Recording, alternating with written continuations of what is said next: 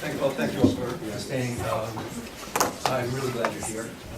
This is not the kind of film you generally go to see. It's maybe not the kind of film you can you hear me in the back? Yeah. A little louder. This may not be the kind of film you enjoy seeing either, and that's why I want to talk to you about it. I'll try and be about 20 minutes, 25 minutes maximum. I'll go fast, so listen quickly. I'm going to talk a little bit about aesthetics, about a minute or two about that, a little bit about philosophy, right, about a minute or two about that, and then I'll go through some examples from the film. I'm not going to talk about everything but in the film, but a little bit of it.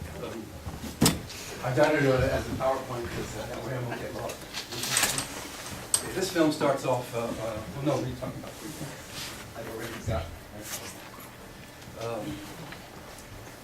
in aesthetics, we talk about coherence.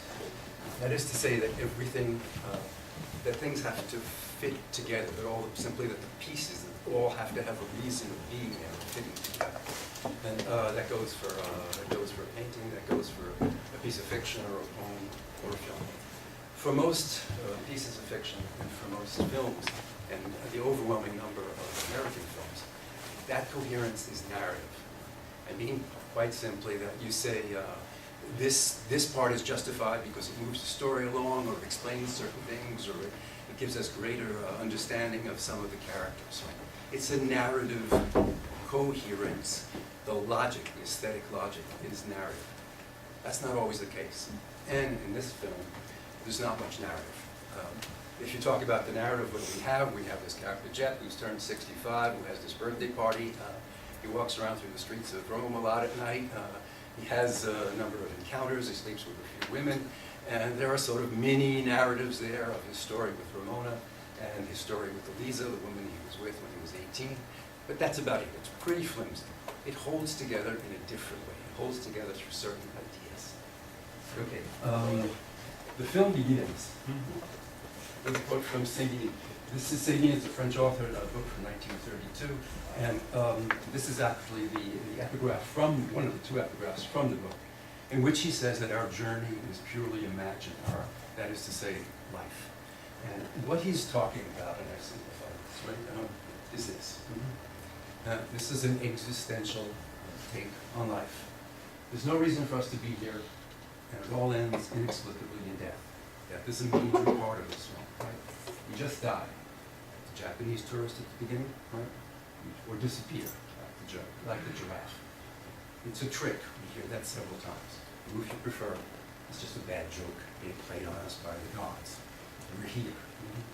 It's left for us either to deny these truths, or in the embarrassed discomfort of our presence here rings. That is, we're here, there's no reason for being here. We have the sense that we have to create a meaning for being here.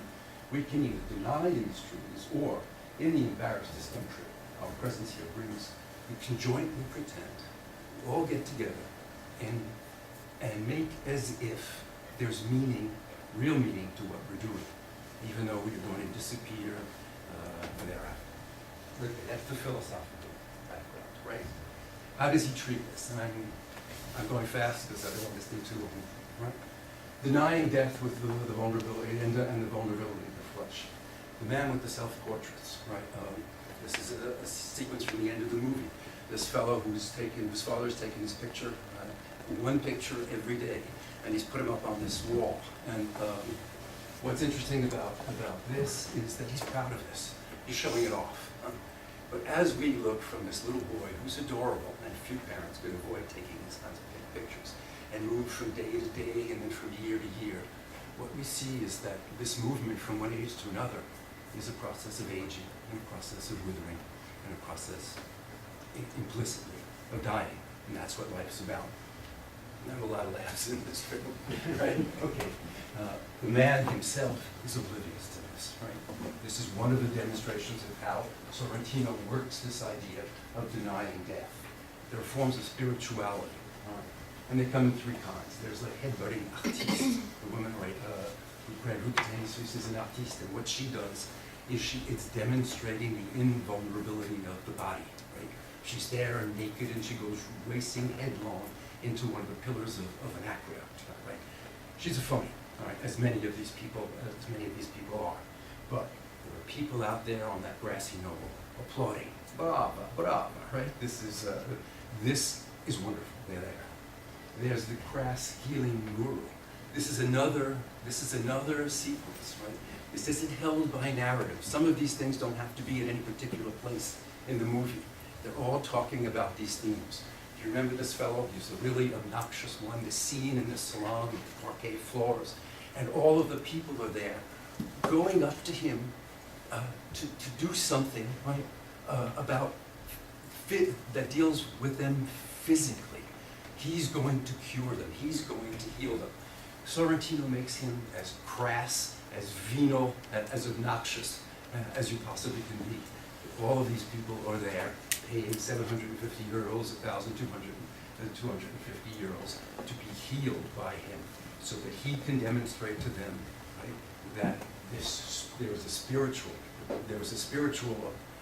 dimension that will free them of the truth, right? That they are in this body and that they're going to die, right? And then there's the cardinal, right? Wouldn't be an Italian movie if there weren't a few shots taken at the Catholic Church, right? And the cardinal who represents the Catholic Church. The Catholic Church and many religions, right, lives off of death, right? That's a little cynical, but its livelihood comes from the fact that it's promising you something after death. It holds out the promise of paradise, and it holds out as well, or it brandishes the threat of eternal damnation, right? But the church doesn't do that, or other religions don't do that either. They tell you how to live your lives, right, so that you can have a better chance of getting into paradise, right? But this cardinal, as we see, right, has no real answers. Jeff turns him away. All he can do is give us these rules. All the church can do is give us these rules for living, these recipes for living life. And that's what Sorrentino does with him. He's got a man inanely spouting recipes. That's the cardinal, right? He's an exorcist. That's what he is. He is eliminating from you the fear of death, giving you some idea of it. That's how Sorrentino is. Right. Moving right along. Right? Okay. There are two people in this film, two characters in this film, who cannot deny, right, these truths. There's Dadina, the dwarf, right? She is clearly, right, wholly conscious of being the victim of who she is physically. Right? She cannot escape from who she is physically. And there's Ramona, and I don't know if you caught all of this in the first viewing. I've now seen this film 4 or 5 times. But Ramona is the stripper. Yes? Right? Ramona is the stripper. And we understand later on that she has some incurable disease. Some disease like AIDS, although she's hardly shriveled as a woman, because she doesn't sleep with him. So it's a communicable disease, yes, right? And she lives with that. She can't be married. She can't. Her father wants her to do all of these things, but that's who she is. She is the one who is closest to her feelings among these characters. She cries when she's upset when the child is crying. She gets the child who does the painting. There are several instances when she, who is living with death, right, demonstrates her feelings. We are all living with death, but hers is so much more imminent, right, that the genuine feelings in her come out. The illusion of meaningfulness. Right. These are some quotes from one or two of the sequences on the terrace in Jeff's apartment. All we can do is sit around and look at each other and tell a few jokes. It's not exactly that, right? What gives meaning to what we're doing, right? It's kind of hard to tell you this. Most of you are 20 years old, and but anyway, what gives meaning to a sense of meaning is because we're all complicit in this game of exchanging things with each other as if it were meaningful. What can we do? We sit around and look at each other and tell jokes.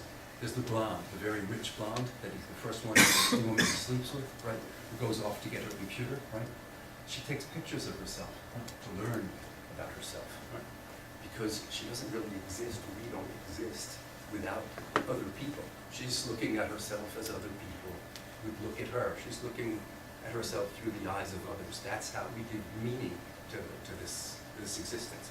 A little philosophical. Okay. And Jep says we're all on the verge of despair.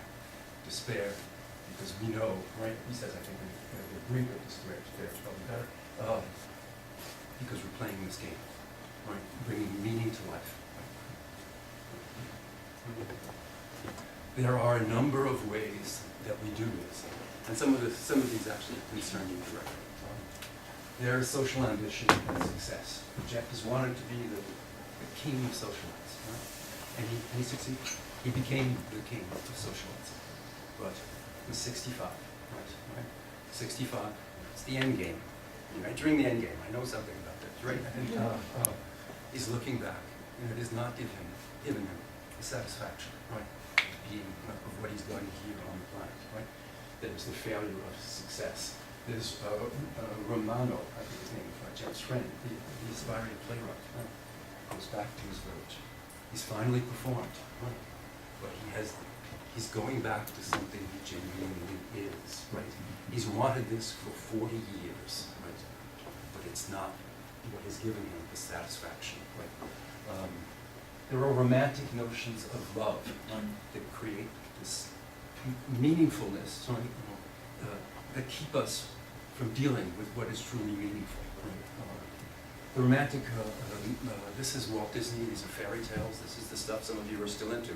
I would imagine that at your age, the one and only in your life. I can tell you right now, there's not a one and only, there are many people, right, whom you can have wonderful, enriching relationships with. But we have the Alfredo, Elisa's distraught widower, comes, he's doubly distraught. He's distraught, first of all, because she's died, and then he's distraught because he's discovered this diary which says that she was in love with another man. And for him, this means that he was in love less with her. But the math doesn't really work that way. She was in love with another man, and she was with him her entire life, right? And when Jep asks him, what are you going to do now? I'll do what I've always done. I live in adoration of her, he says, right? A little later in the film, what do we find? He's got his girlfriend. He's living with someone else, right? He's got another companion, right? Sorrentino has undermined that idea, right, of there being a one and only. And it's companionship. Right? He asks her, Jep asks her, what are you going to do tonight? What will you be doing? Well, Pauline's going to finish ironing, and then we're going to watch some TV and have a glass of wine, and we'll go to bed. Right? He has been crushed, right, by the fact that in Louise's diary, she's called him a good companion. Right? But that is actually what he has found after the death of his wife, a good companion. Right? So this notion of romantic love, right, which gives us, right, the sense of there being something grandiose and meaningful, is quashed like this. Quickly over this, the collective happiness of the parties. That first sequence of the party is really interesting because Sorrentino, who plays with us a number of times, manipulates his audience. He overextends that sequence. I'm sure some of you, I hope some of you said, well, enough already, this has gone on for too long. But he's not an ignorant or an amateur filmmaker. He's put this, had he made it short, we would have been seeing just a party scene. Right? It's the length of this. It's the length, the overextended length of this that gets us unsettled, right? Feeling that these people are going through motions, that this is not genuine happiness. This is a kind of organized happiness. I know this may look like your parties, I don't know. But this is a kind of, we're going to be happy, therefore we do this. We dress up, or we're bare-chested, or we dance, we drink, we eat canopies, and fancy stuff, right? But there is a disconnect there. We don't believe in this, right? There are number of things that are shown to be phony. There's art, right? child who's making millions, right, is the grand artist, right? There's the toy salesman, right, right, who says, these are cute, right, who says, we're the only married couple that's truly in love, and as they're driving home, all the prostitutes say to him, you're not stopping tonight. That's funny. Okay. And then Sorrentino gives us, tells us that the phony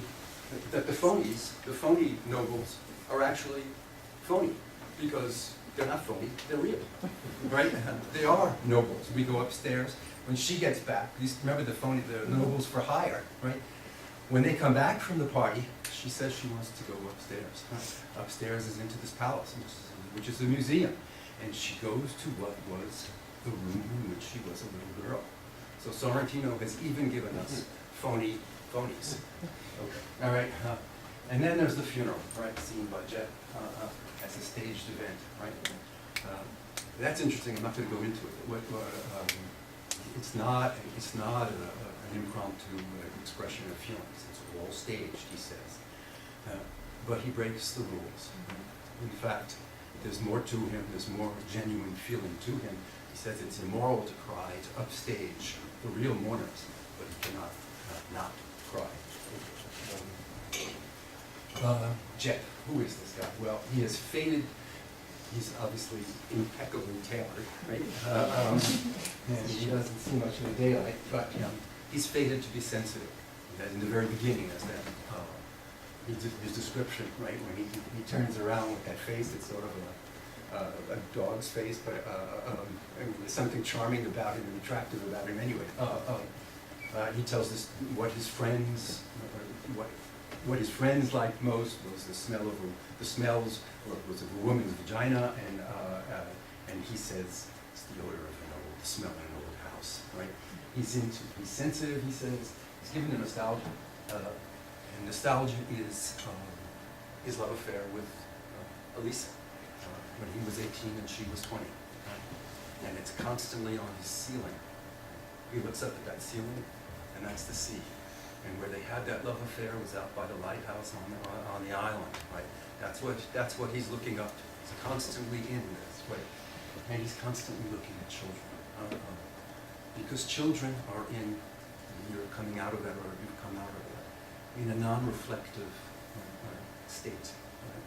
They are not contemplating life in terms of the 35,000 days that they have on the planet. Right? They are right. They are into it, right? And he is no longer that. Okay. He's ironically distanced. He's unable to take himself seriously. And he's the great unmasker of the phonies, right? You see two devastating scenes, right? One, the lesser of the two, is with the artiste when he's asking her, what is a vibration, right? So what is a vibration? And she ends up breaking down and crying. And then there's Stefania, right? The other author, who's had the 11 novels, et cetera, and he absolutely destroys her. Right? Okay, he unmasks that. He gets what's beyond the surface jack, right? Right. But he's the victim of his own search, right? For what lies behind the movie, right? There's a joke in the movie. His neighbor, right?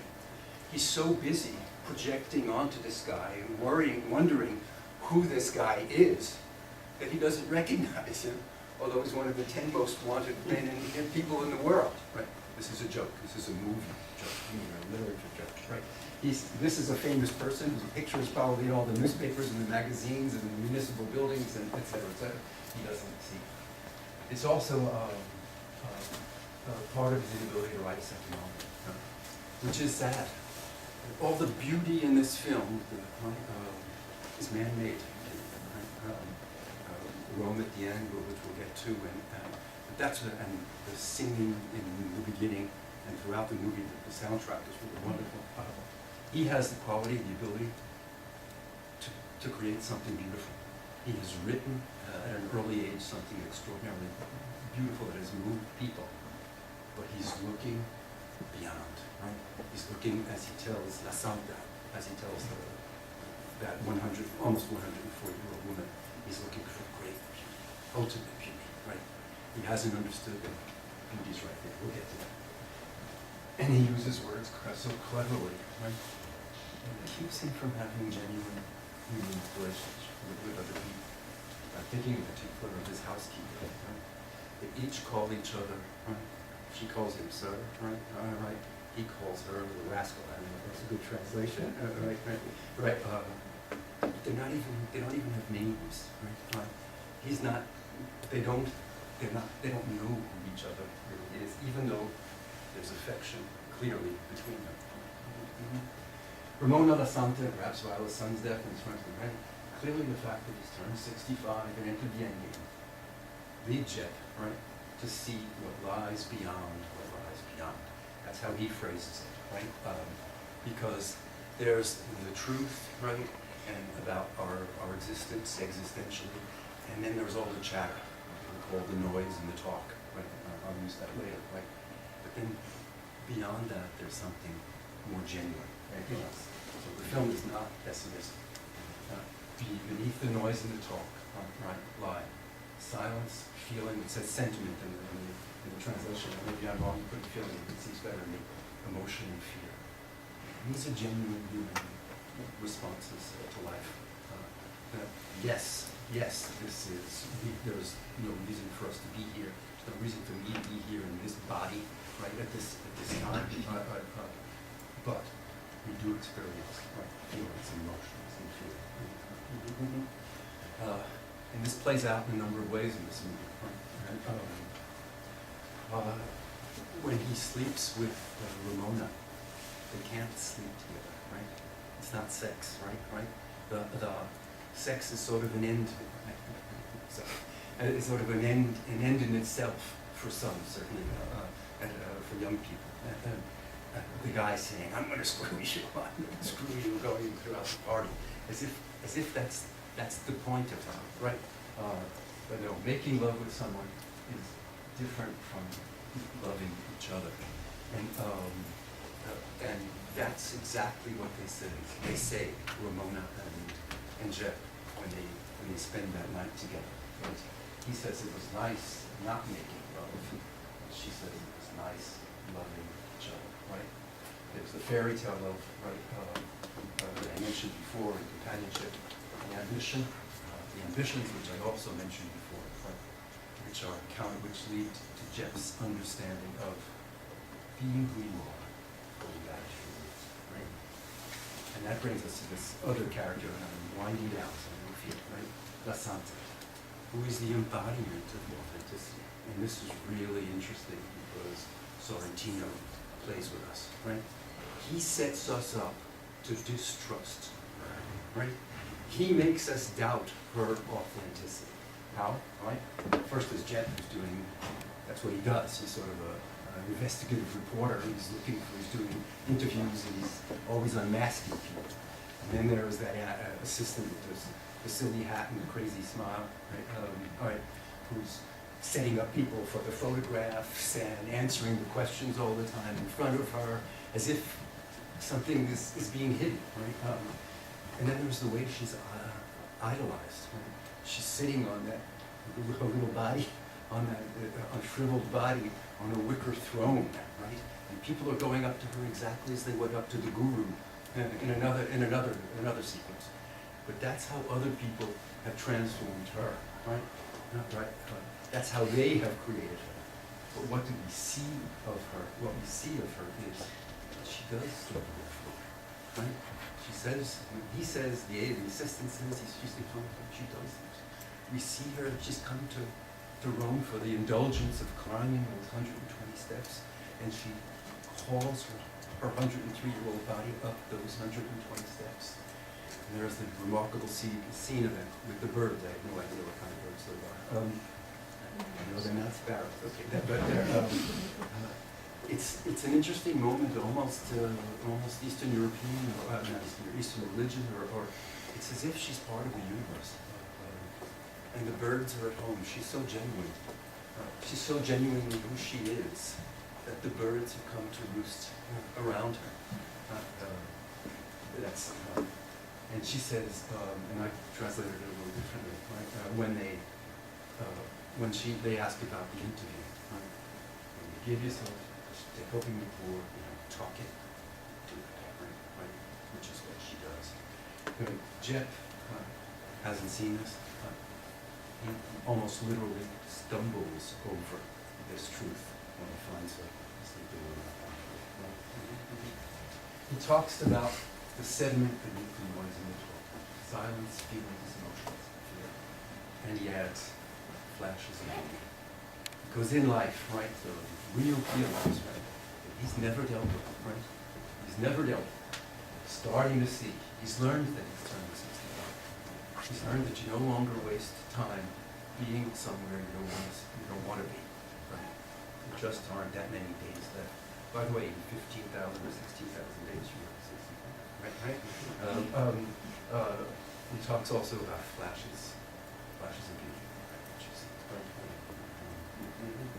His initial notion of beauty is quite different. There's the scene, the sequence with the keeper of the keys, right?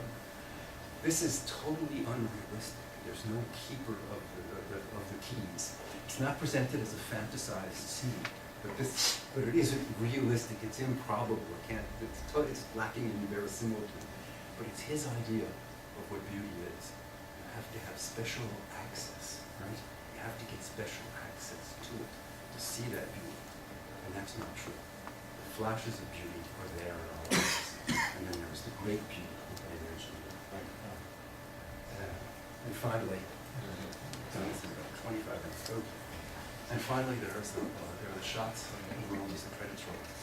And I don't know if you sense this, because it's a long movie and it's not a movie, the kind of movie that you're used to watching. But Sorrentino gets us to do exactly what he's talking about. We sit there, I sat there, right? We sit there pretty much without the filters, without the preconceptions, without words, right? Without unnatural noises, just admiring the beauty. We're seeing the beauty that was there, right? He brings the audience to do what Jess's like to do, what is not as it is. Okay, that is my little talk.